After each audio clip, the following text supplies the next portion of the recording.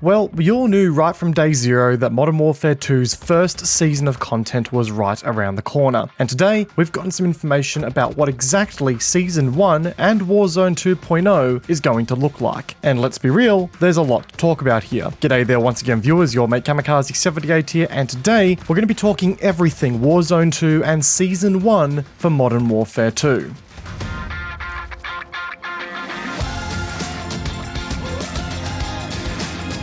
So, as I said, there's a lot to talk about here today, and as what you could consider a Battlefield refugee, if you will, it almost feels alien to me to see this much content come from a single update lately. But who am I kidding? That would actually assume that Battlefield 2042 updates contain stuff that's good enough to be called content in the first place, huh? Anyway, sorry, cross-franchise digs aside, let's get into some of the details here today. And I want to start off with Warzone 2.0 and talk about some of the more controversial dot points that have dropped from today's announcement. First things first. Custom loadouts. There's actually some good news here. They are back.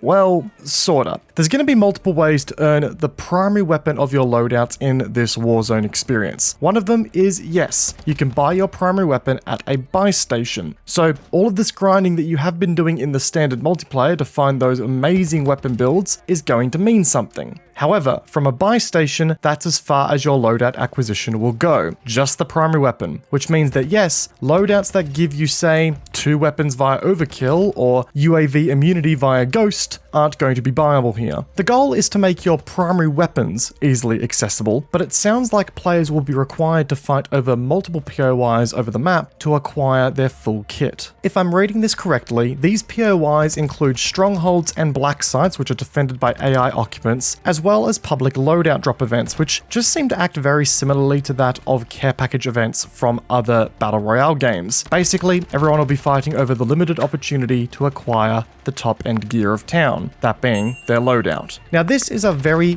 big change from the previous arrangement in Warzone 1, and to be honest, if I can get a little controversial here for a minute, I don't actually mind it. While yes, I subscribe to the mentality of if it ain't broke, don't fix it, I don't really think this was such a bad change. A lot of what made the previous loadout system so good was that yes, you could bring your favorite and personal weapon to the fight after some hard yards earning cash in game, and you can still do that here quite easily by the sounds of things. It just means that with the lack of perks or being able to pick up a second weapon immediately with overkill, there's going to be less jack-of-all-trades sniper and assault rifle loadouts that players will be able to run like they did in the previous Warzone. It will be an adjustment period for many, I get that, but one that I don't think will be as bad as many people are saying. I think that there's still plenty of room here to customize your experience, get the gear you want, and still do well enough. Leave a comment down below with what your thoughts are on Warzone 2.0's loadout updates. I'd be very interested to hear what everyone has to say here. But another thing that we've got to talk about today is the new looting system here, which I have to say is very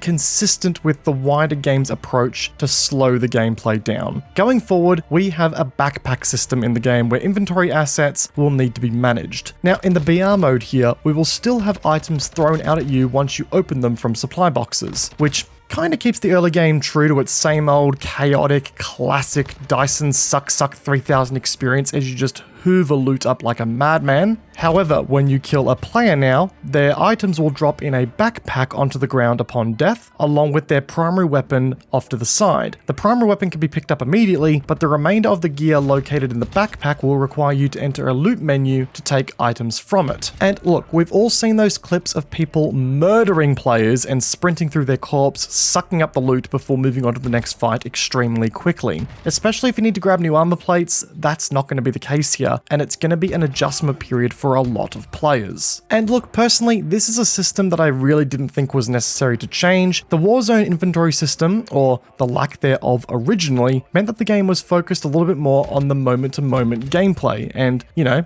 actually fighting people. It just means that going forward, in order to be successful in this mode, you're going to have to take a moment to pause and actually do some inventory management. And that's not to say that fast-paced battle royale games cannot do inventory management systems and still work. Apex Legends is a perfect example of this. But I'm still concerned that an overly convoluted looting system will kind of kill the pace of this game if it's not done right. So I hope the developers have taken that into consideration. Now, the Gulag. This is something that I actually feel pretty strongly about, and it's something that really didn't need to be changed in the way that it has done, in my opinion. The Gulag is now a 2v2 game mode that will pair you with another random player who is also awaiting to compete in the Gulag environment. You'll have a pistol or a shotgun to start off, but there are more powerful weapons in the middle of the map to reward risky plays. All of this actually isn't too bad so far, and I like the concept of rewarding riskier players with, cooler guns in the center of the map. It's a cool way to incentivize fighting. But what I don't like here, and what is also being used as a way to incentivize fighting, is the new PvE element. There is now an AI jailer that will spawn in to try and speed up the combat between the two teams. But an alternative option that both teams now have, working together if you will, is to kill the jailer and therefore send all 4 players back into the war zone. To me, I always enjoyed the competitiveness that came from the original Gulag, right? It was a 1v1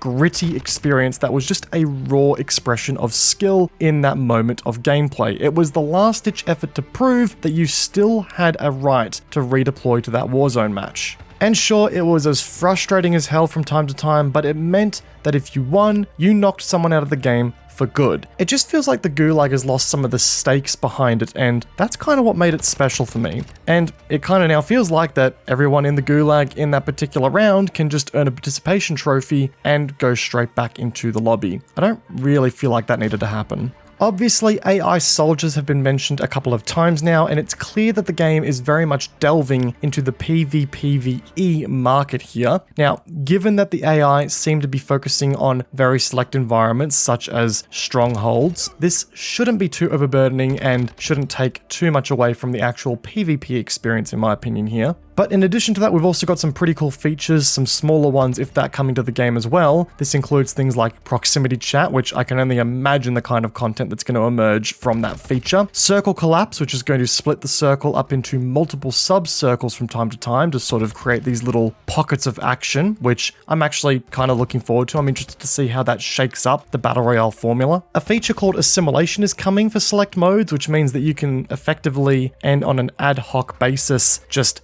team up with another random team in the game from time to time. Gonna be curious to see how that plays out. And there's also an interrogation feature coming up, which means that if you down an enemy player, you can effectively rustle them up and torture them for info about where their squad mates are, from what I understand. Which just means that if you're going to be a solo shooter that runs off and gets himself down straight the hell away, then your teammates aren't going to be too happy with you. So finishing a target off straight away might not be the best play anymore, gang. Just think about that. But that's all been about Warzone so far. Let's not forget to talk about the upcoming content that is also coming to the base Modern Warfare 2 experience as well. First things first, right out of the gate, our good friends Shoot House and Shipment are coming back. Now, I'm going to be honest, after all of the leaks and after all the investigation the community have been doing, I was really hoping for a couple of maps that have been spotted in Al Mazrah, such as High Rise, Terminal, or Afghan to return, but I'll wait, because I can bet your bottom dollar that those maps are coming to the map rotation pool. We've also got some quote-unquote new weapons coming as well. Look, these weapons aren't technically in the game yet, but we did spot them through early leaking of the game before it released. So, are they new? Are they not? I'll let you guys decide. But we've got the BAS-P SMG coming, the M13B Assault Rifle, the Victus XMR Sniper Rifle. These are all coming at launch, and they will be unlocked via weapon unlock challenges or the Battle Pass, with the Chimera Assault Rifle, or the Honey Badger, coming midway through the season. The M13, Chimera, and the BAS-P are all part of a singular platform, suggesting that going forward, that's how we'll see our weapons get released in bulks of platforms that give us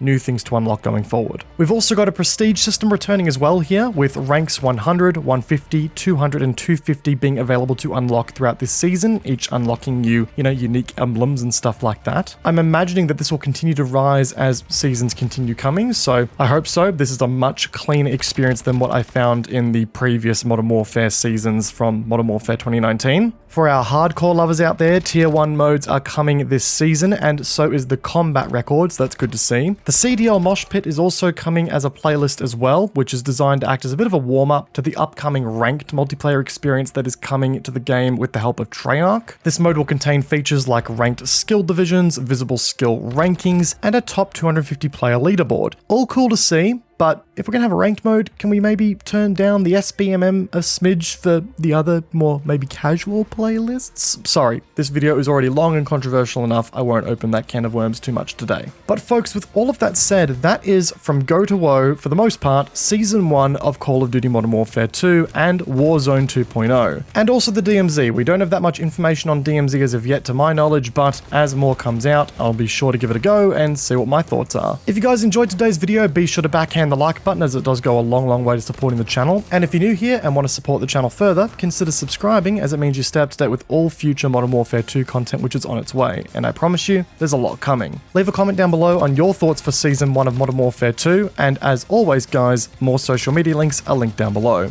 Once again, I hope you enjoyed today's video, peace out, and I will see you guys all in the next one. Take care guys, have a good one.